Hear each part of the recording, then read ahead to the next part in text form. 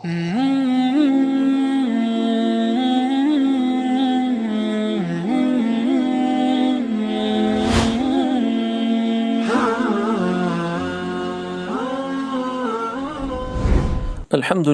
wassalatu wassalamu ala rasulillah wa ala man wala.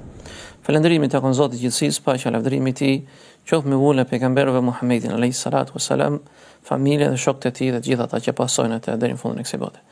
Vazhdojmë me temën e 36, tajdidu amruddin, rigjallërimi apo ringjallja e fesë. Kohë pas kohe dhe kalojnë njerëzit dhe shpesh herë do të shohim se si venitet besimi tek shumica e popujve. Dhe kjo ndodh për sa kohë që ata heqin dorë dhe vdesin dietar, njerëzit e ditur të atij vendi, do shohësh njerëzit që do të marrin her mbas here si dietar, njerëz të paditur dhe ignorantët që do të mësojnë atyre çështjet e fesë apo të dynjas. Në faktikisht Allahu subhanahu wa taala do ta mbrojë këtë fe dhe çdo 100 vjet sjell ringjallës që rigjallërojnë fenë e Zotit subhanahu wa taala, i kthejnë njerëzit tek besimi dhe drita e Kuranit dhe sunetit profetit alayhi salatu wassalam. Allahu thotë në Kuranin Kerim: Inna nahnu nazzalna dhikra wa inna lahu lahafidhun. Ne të vërtetë zbritëm atë Kur'anin dhe ne do ta ruajmë atë. Në ajetin tjetër thotë Allahu subhanahu wa taala: Inna ma yakhsha Allah min ibadihi al-ulama. Me të vërtetë ata që i frikësojnë më shumë Zotit, me të vërtetë ata njerëz që i frikësojnë më shumë të Zotit janë pra dietarët. Në hadithin e Abi Alqamas, an Abi Hurairah radhiyallahu anhu fima أعلم عن رسول الله صلى الله عليه وسلم قال إن الله يبعث لهذه الأمة على رأس كل 100 سنة من يجدد لها دينها. الله سبحانه وتعالى do dërgojë në këtë umet në fillim të çdo shekulli apo në fillim të çdo shekulli 100 vjetësh pra dikë që i rigjallëron asaj feje ringjall fen.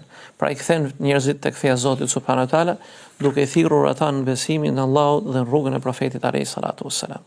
Në hadithin e Abu Bekrs an-Nabi sallallahu alaihi wasallam قال إن الله تبارك وتعالى يؤيد هذا الدين بأقوام لا خلاق لهم.